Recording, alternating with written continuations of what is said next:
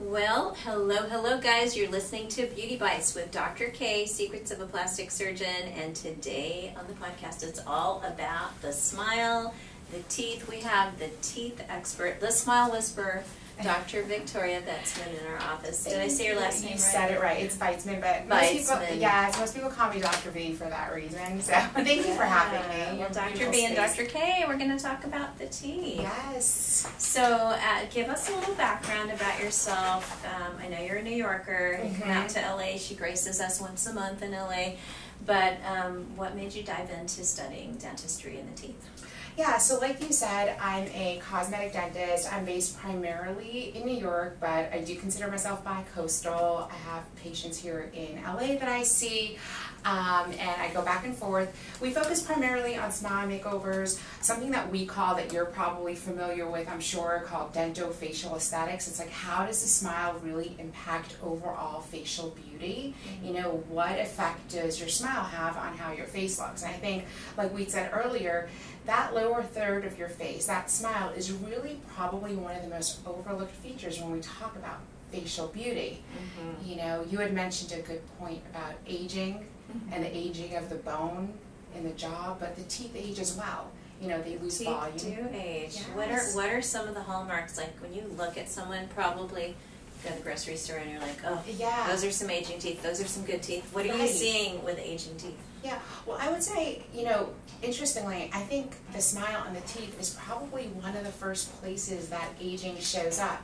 Interesting. You know, I know when you look at a face, you probably see other things too, but when I look at faces and smiles, I'm like, the teeth really are one of the first places. And things we see could be staining, chipping, and loss of volume is a big one. So same things you look for probably when you look at face is loss of volume. Like, what are the first signs of someone in their 30s, late 30s, that might start to see some of that aging? Exactly. Is it loss of volume as well? Definitely loss of volume. Yeah. Like your skin looks a little less taut, a little laxity. Aging and staining, like the skin gets stains, photo damage, pigmentation. Yeah. That just takes away that luminosity of the face or the teeth. Yeah, it's funny how, like, the same thing you would look for in the face, that happens in the teeth as well. So that loss of volume really can age the teeth, and when the teeth lose volume, they become shorter, and when the teeth become shorter, this part of your face becomes shorter, so that kind of can affect the facial proportions. The maxilla, right. Exactly. And the lip support too, it could affect that. Yeah, and so many habits that we do that can impact the teeth, that are like grinding and, you know, giving you TMJ problems. That grinding down on the teeth definitely shortens that lower third of the face. Totally. We see grinding so much, especially practicing in two big cities. Like, everyone has a pretty high level of stress, and grinding too. We see that very often. Bruxism, right? So that's one of the first things we look for. And especially, you know, when we do these smile makeover cases, not only do we want to make things look beautiful, but functional too, right? So, so is someone having a grinding issue, and how can we help fix that? You know, so function is a big part of it too. Have you seen like an increase in the incidence of grinding and anxiety, like since COVID, or just in this modern world that we're living in? Totally. I think, interestingly, right post-COVID, we got the busiest we've been, and I think it's a lot to do with, you know, stress and anxiety levels, and again, that showing up in the mouth and manifesting in the mouth. It's so trendy these days to get veneers. Yes. What are all the major problems, and what are all the benefits of good veneers? Well, you're speaking my language. Because there's both. There's some really amazing veneer work being done, and then there's some really tragic veneer work. Well, no, absolutely. So I'm glad you asked about veneers. This is, I would say, 90% of my practice is veneers, cosmetic dentistry, full mouth reconstructions, where we work with all types of porcelain, whether it's a veneer or a crown or a bridge. It's a similar thing, right? So that all starts with an extensive smile design. We never just go in and put veneers in a mouth without having a blueprint. So everything needs to be planned out. We get molds and models and photos, and make sure that, you know, our vision is aligned with the patient's vision as far as what they want. So it's essentially like a mock-up of what we're going to do. Now, you know, who's a good candidate for veneers? So you should generally, I always say health first. I think, like, you probably agree with us, that health is really the foundation of all beauty. Yes. Right? So the first thing we do is ensure that the patient has a healthy mouth. So we definitely don't want to go in, and I see this often where perhaps a patient comes in and has not been that great about coming into the dentist and the regular checkups and cleanings, and then just wants the whole cosmetic makeover, right? So we really need to address those health issues first, because if you don't, that could lead to some of those problems that you're talking about. And to ensure that veneers are done properly and achieve the aesthetic result that we want, we have to make sure that health is the foundation of that. And the benefits we see, I know you see the same thing, I'm sure. The nice thing about what I do and what you do is a lot of times you see it immediately. You know, let's say you do filler, you know, it's almost like an immediate result. Of course, it takes time to settle, right? But like what we do too is you see that immediate result, and confidence factor. That's exactly it. That immediate boost in confidence. You know how people hold back, they hold back. Totally. They need to do something with themselves, and they're so fearful, and that just little bit of confidence of an 100%. instant result gives them the confidence to start to evolve to the best version of themselves. 100%.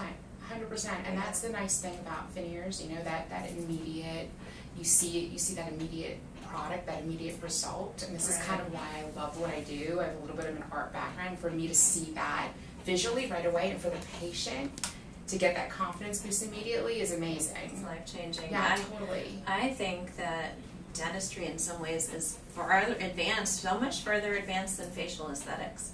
Like the way that you guys scan and analyze teeth and assess volumes and do color correction and do like dental shaping, all of that, like the AI, the artificial intelligence and the machine learning that's going on in dentistry is a bit more advanced than what we're doing in facial aesthetics, I have to say. It is, and I think it's interesting that I think there's definitely a place for AI currently and in the future of both dentistry and medicine, right? Yes. Like I could probably foresee maybe doing like AI imaging of like where you want the injections, but there's always still that human element. Exactly. And especially with what we do with veneers, I mean, all of our veneers, despite how much imaging we might do, I still believe there's nothing better than the patient trying it in their mouth, seeing it firsthand what it looks like, because you know, you never want to set false expectations with AI or any kind of VR stuff, you know, and I've experienced that in the past. You don't want to show a patient something that looks a little bit like an avatar and have the expectations be off.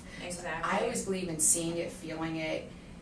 That's kind of why with rhinoplasty surgery it's a little artificial for people to take an image, morph it, and say, here, this is what we're going to do with your nose. I think it's wrong to do that in the patient consultation because it sets them up for failure almost, because the human body does not heal that precisely, and there is individuality. 100%. And you're not a computer program. You're not a bunch of pixels that can be reached. Exactly. No, you're totally right. I think that everything needs to be tailor-made, custom-made to the patient's face. There is no algorithm or formula that can possibly reproduce that.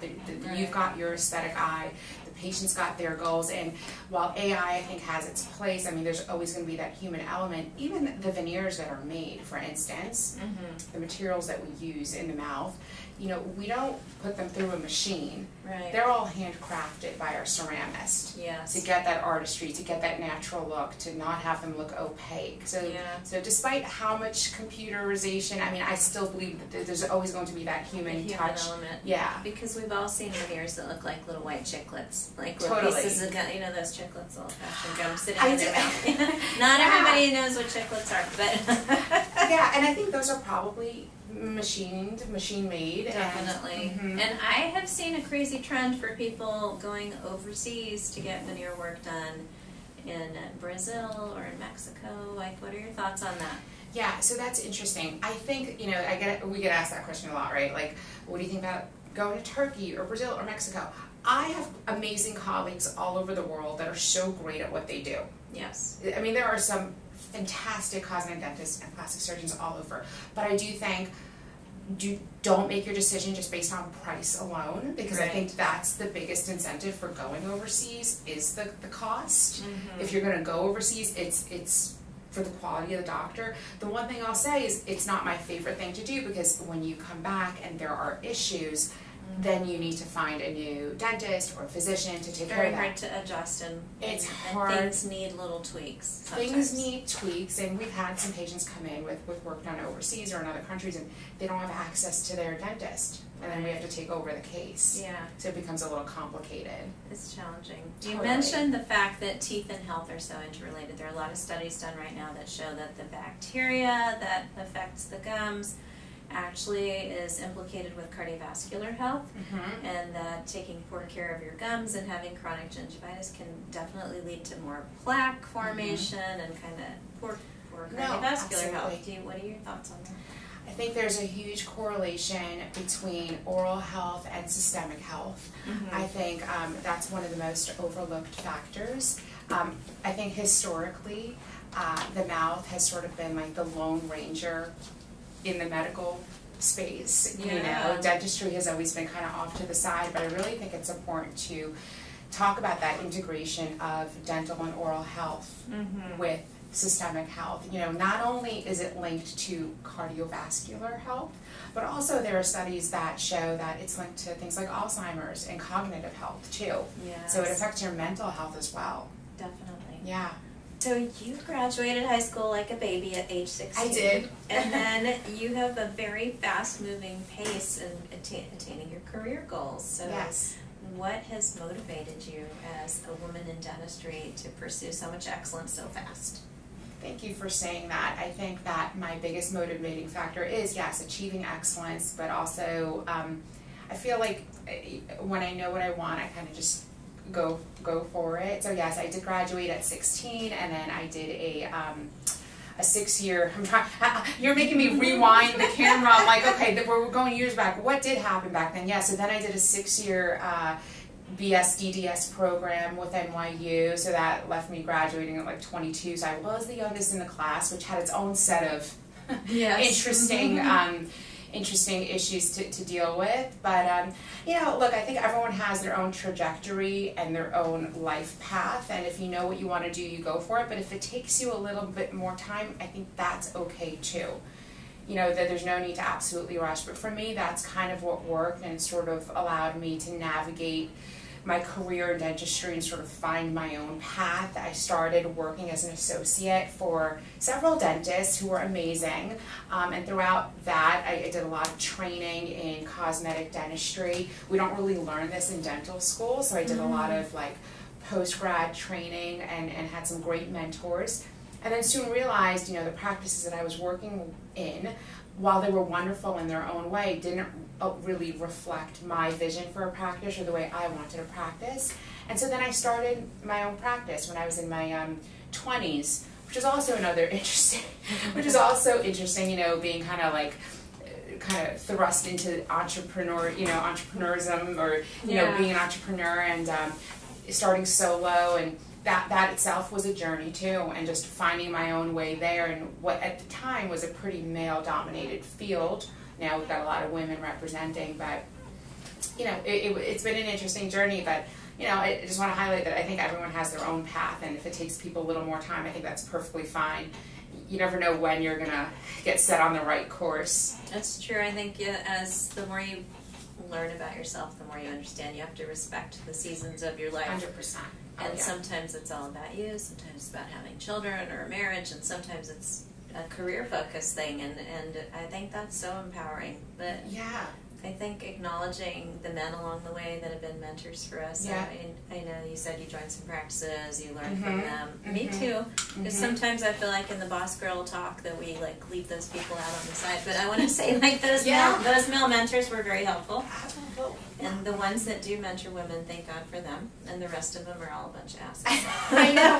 Well, and that's the majority. So we were lucky to find some help along the way. Absolutely. I did. I have to, like you said, acknowledge those male mentors along the way, because it was really the first time in my training courses in cosmetic dentistry. I mean, I kind of trained in California a little bit, in Vegas, and kind of all over, and it was the first time I saw dentists super happy with what they were doing. Yes. You know, practices I had worked in, it was more like a 9 to 5 for them, but when I had started these training programs and met these dentists that were doing these transformations on people and the impact they were having, that's what really motivated me to be like, all right, this is what I want to do. Exactly. And it was that by that example that sort of like led me to kind of do this, and then the practice organically evolved into this. But you're right, those mentors along the way are priceless. I mean, I still have gratitude even as I'm working on cases like, oh, I remember Dr. So-and-so and he told me this, and yeah. It must be very satisfying to take someone who is very, shy, reserved, and doesn't want to smile because they don't want to show their ugly teeth, and turn them into a person who's gloriously smiling all the time and so confident. That's got to be the best feeling. It is the best feeling, and I always say, we're mostly in the business of creating confidence more so than smiles. I mean, yes, that's what we do, but like, there's such a huge emotional component, I think, to what we both do. Yeah. I mean, there are so many issues that people may come in with that's their motivating factor. It's never really just about how they look. It's about how they feel or what they're going through. I can't tell you how many times we have somebody immediately post-divorce or just needs that boost of confidence or is going out to get that new job or had, this area was such a vulnerable, source of just insecurity for them. And once you eliminate insecurity, like you said before, you just shine. So true, and I think that insecurity starts so young, like from the age of, like when you get called, that you have buck teeth, that you're sucking your thumb, that you're wearing braces, that you have to wear headgear. Middle school. It starts in middle school. It does. And it continues on to, where people don't think they have pretty lips, and then they don't smile because they have thin lips, and then, like, thank God for the advent of lip filler, right? Oh my God, right? I mean, I think what you do too is so amazing, because I always say that the smile and the face is really, COVID aside, the one part of your body you can't really hide. So if you're not happy with another part of your body, you'll throw some clothes on, but your face and your smile, as they say, they're kind of your signature. It's not something you can really hide, and that's what you present the world with. Definitely. So talk a little bit about, like, what are the necessary things we should do to make sure our teeth age appropriately? Yeah. We may not all be getting veneers because we'll have to save our dollars, but someday we'll get there. But until then, what are things that the average woman or man should do on the daily, on the weekly, on the yearly, aside from like teeth cleaning? Yeah, totally. I mean, I think being proactive with oral health is key. I think seeing the dentist every 6 months for checkups and cleanings. I think getting things early, like with anything else, even in medicine, early detection of cavities or gingivitis. I mean, that makes a world of difference when you catch things early. You just take care of them. If veneers are not an option, then certainly you could do things like whitening. And how safe is it? How often should you whiten your teeth?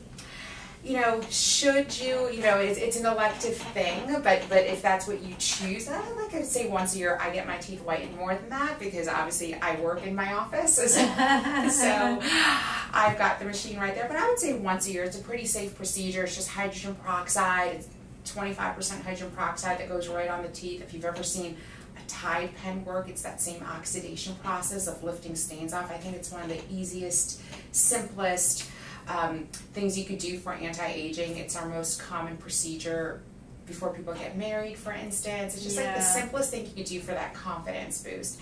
And that aside, obviously, a good oral care at home, using an electric toothbrush, flossing, tongue scraping. Electric toothbrush, that's one of my passions. Literally. When you finally jump from a regular toothbrush to an electric toothbrush, life-changing. Welcome to the new generation. Well, your mouth has never been so clean. No, exactly. People don't know that. They don't know that. They think it's the same. Brush your teeth is not the same. No, it's not the same, because those electric toothbrushes probably go like 20,000 repetitions a minute. You cannot do that, and if you can, please just show me. I would love to see you go 20,000. But the clean feeling is so much better. Yeah, you're getting like at least, I would say 70-80% more plaque and bacteria and all that. I love it. So much better for dental health. Totally. One quick thing: your chair is making a squeak, so just when you're moving. Maybe not move. Maybe I can't edit that easily. I just hear a little squeak. So. Okay. But we'll edit this section. Okay, so that's just my knee. I'm just kidding. Maybe we leave that in there. That's just my hip. Talk about speaking of aging. Well, we're all gonna live to be like 110, so we're all We gonna sure need are. that. We gotta look good too. You gotta keep us looking We good need to till do 110. For sure. Let's talk about all my bad habits. So drinking coffee, chewing gum, all the bad things that I'm doing that I should not be doing. How do you remedy that? Should I stop drinking coffee? Is it really bad to chew gum? No, you do not stop drinking coffee. I mean, I'm a coffee addict, I would say, but the acidity can be a problem. It can sting your teeth. So I would say rinse after, and just, you can do at-home whitening treatments too. Like, not everyone can come into the dentist and do it, although that's what I recommend, but there are things you can do for maintenance, like Crest white strips to keep up with it. They have whitening pens you could do at home as well. Yeah. I think the key is not letting those stains accumulate too much. How many people are going to get cold sensitivity and dental pain from whitening? I would say about 1 in 10 patients have minor sensitivity when it comes to whitening. However, it is not permanent. So within 24 hours it's gone, and the sensitivity really comes from the dehydration of the teeth that happens with the hydrogen peroxide dehydrates the teeth a little bit, it pulls water out, and that causes some short-term sensitivity. Within 24 hours it's gone, and it's really only 1 in 10 patients that have it. What you do have to be mindful of with in-office whitenings is for 24 hours, because the teeth are dehydrated, you can't have staining foods because they become like little sponges and will absorb more. Ah, that makes sense. Yeah. So I wouldn't do it like right the day of an event. I would say do it before. Do you think if you use an electric toothbrush for a lifetime, you're going to just like scrub all the enamel off your teeth? No, I don't think so. I find that at least with my electric toothbrush, I don't have to put as much pressure. True. I actually put less pressure and let the toothbrush do the work. I love that. And then I have heard some crazy things like people doing filler in the gingiva to make the gingiva look longer, plumper, younger. Is this a thing now? It absolutely is a thing. When we do smile makeovers, not only do we have to focus on the teeth, but the gums as well. The gums really frame. They're the frames of the teeth. So symmetry and harmony of the gums and the way they look in the mouth is really just as important as the way the teeth look. So I actually work hand in hand with a periodontist who does that kind of work. I myself in the office do laser gum recontouring for that reason. When we look at the smile, we really have to look at how the gingiva looks and how they shape the teeth, because if they're too low, the proportions of the teeth will look too short, so we have to adjust that. And then there are things like filler in the gum tissue that are done as well. There are other procedures called crown lengthening, which means bringing up the bone a little bit, bringing up the gingiva a little bit, which is a little bit more extensive, but all part of it. I think we have to look at the smile holistically, like every part of the smile, the lips as well. We look at that. So important. I often tell my patients, they come in stating that they have lip asymmetry, or one lip is higher or lower. Yeah. And really the teeth are so important. The teeth are kind of like the table, and the lips are the tablecloth. Totally. And so when the dental arch is not perfectly symmetrical, of course, one side of your lip's going to be longer or shorter, So that's hard for people to get across, but it's such an important concept for injectors and people in aesthetics out there to understand, like, the teeth are everything. It is the framework. 100%. So when patients come in for smile makeovers, we always talk about that too, and they say, well, what should I do first? Should I get my veneers? Should I get my filler? Should I get my, surgery? We always say, do your teeth first, because that's going to serve as the foundation for where your lip sits.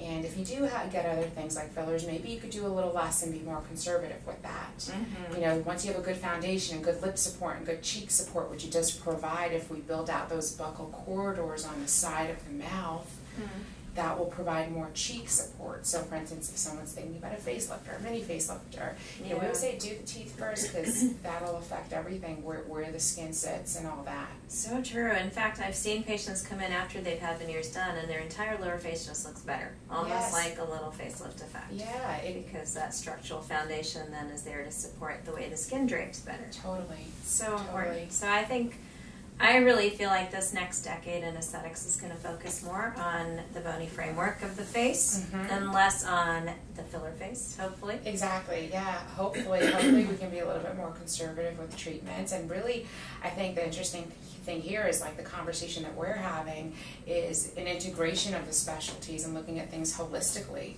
and really focusing on dentofacial aesthetics and the face as a whole, and not having it be dentist, plastic surgeon, injector, but really planning out cases together from the start.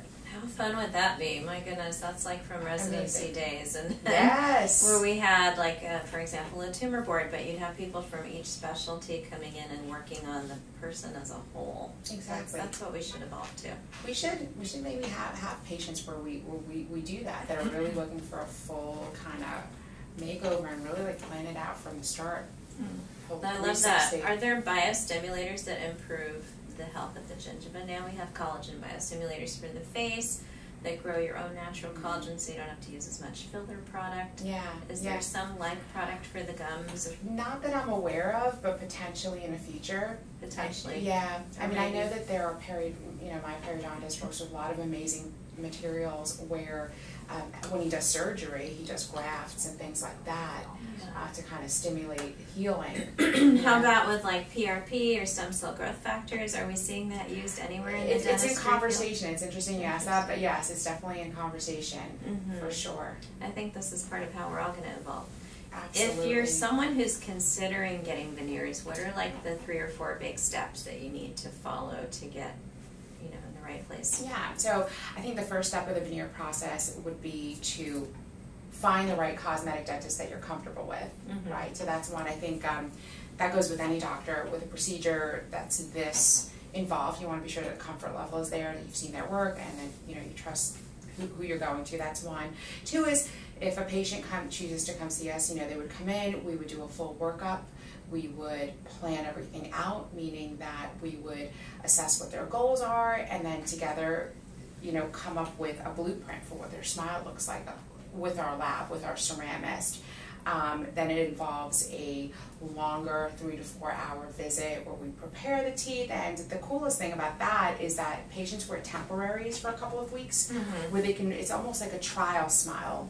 It's kind of like, test driving your smile to really assess kind of, is this too long? Is this too short? And really, they're really a collaborative part of the process, where we can make adjustments, and we're still at that phase where things are malleable. And then only then do we proceed to the finals. Got it. That's amazing.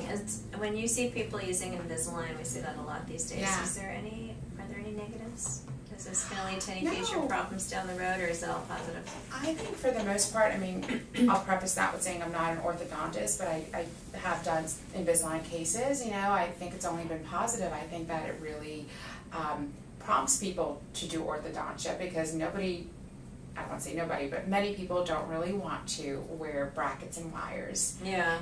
So I think Invisalign has been super great at allowing people to do things in a way that doesn't really affect their lifestyle too much. So I'm a huge fan of Invisalign. I think it's a great way to align everything. And even a lot of times we do that in conjunction with veneers. So when teeth are especially crooked, you don't necessarily want to go through the process of putting veneers on them. Sometimes, not in all cases, but in some cases it's better to get the teeth aligned first. Right. That way we could be more conservative with our veneer process. Do you think when we wear Invisalign and straighten the teeth, we are actually improving that bone density then of the jaw? Because that movement creates some osteoclast, osteoblast activity. Yeah, it's all a process of bone resorption and then bone, coming together again. Absolutely. What are you doing to conserve bone, which is so critical in women, especially 30, 40, 50 and beyond, especially perimenopausal?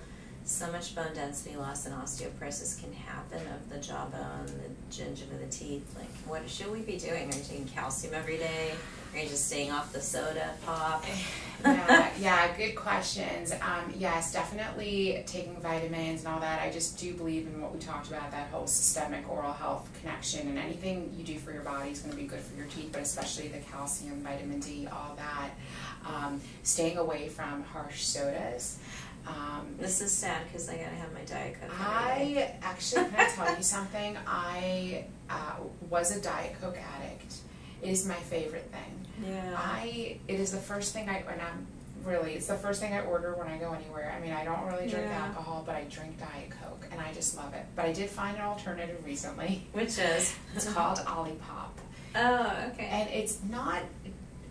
Okay, it's not Diet Coke, but it has that feel to it. But yes, I think things like soda should be avoided. But listen, we all live life, and I think that if we, everything in moderation, and then there are things you could do after, like you can rinse out, you could, so you're just really about managing those acidity levels. And there are also things you could do like remineralization pens. Hydroxyapatite is really good for remineralizing lost, calcium deposits in the teeth. Mm-hmm. Is that orally or topically? No, it's actually a topical gel, hydroxyapatite. It's a remineralization gel. A lot of people don't really talk about it, but that's a good thing to use daily. It just kind of helps. I look at teeth like skin. They've got little pores in there too with little deposits, and those can get lost in weakened teeth. So that's actually a great thing to do, especially if you're whitening. That can kind of strip that a little bit initially. Okay, I'm gonna have to find some hydroxyapatite gel. We use calcium hydroxyapatite or the Radius fillers all over the face. Amazing. It's so good for collagen production. I wouldn't put that on the teeth. We could try. Should we try? We should do a little trial. We should do a little trial. Perhaps we inject that in the gums. I don't know. We'll have to see. It's mainly hyaluronic gel fillers that are going in the gums. They are. I've done that before too. Interesting. I'm not sure about the stability there, but does lip filler make your life hard? Because we've seen some girls with some sausage lips in LA and New York. Yeah. Not so much New York, but LA for sure. No, so it's interesting when we look at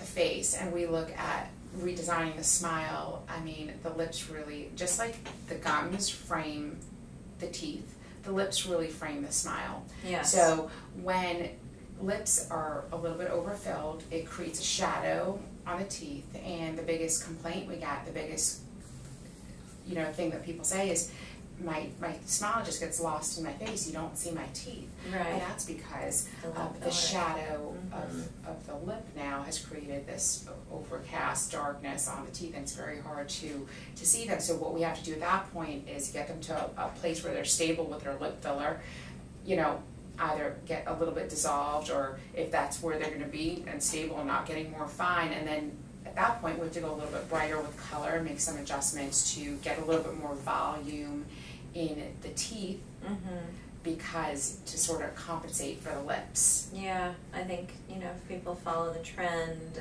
hopefully the trend is to backing away from a little bit of the overfilled lip, but we've been doing a lot of dissolving lately. Yeah. And some of the fillers that spread or migrate outside the border of the lip are also problematic.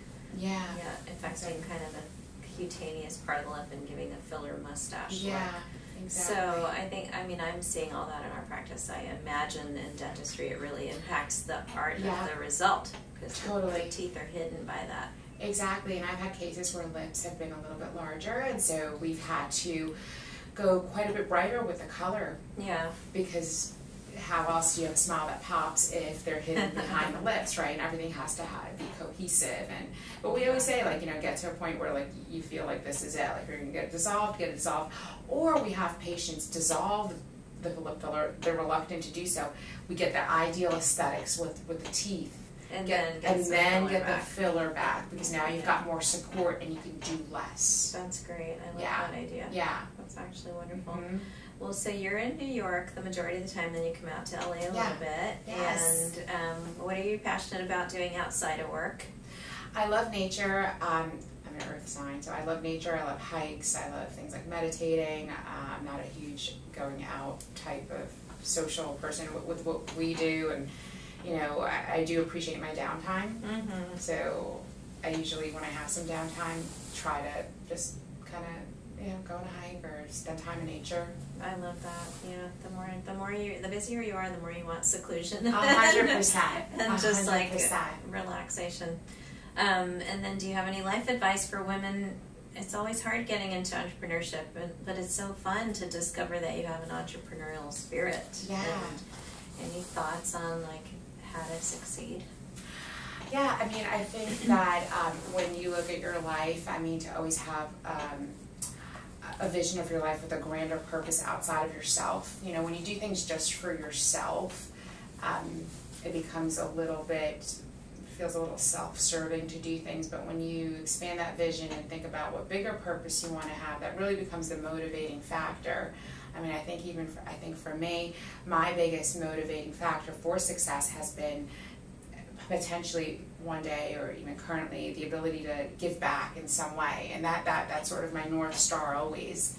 It's not always about me or what I want. You kind of have to have that bigger vision. Making this industry better. Like, I think the idea that all the knowledge you're putting out on your page and teaching for your patients and bettering people's lives. So really wonderful. Where can people find you on your social handles? It's Dr. Victoria DDS. I love it. And that's on Instagram? Instagram, yep. Dr. Victoria DDS. Are you on TikTok, YouTube? Yes, we do have a TikTok. Perfect.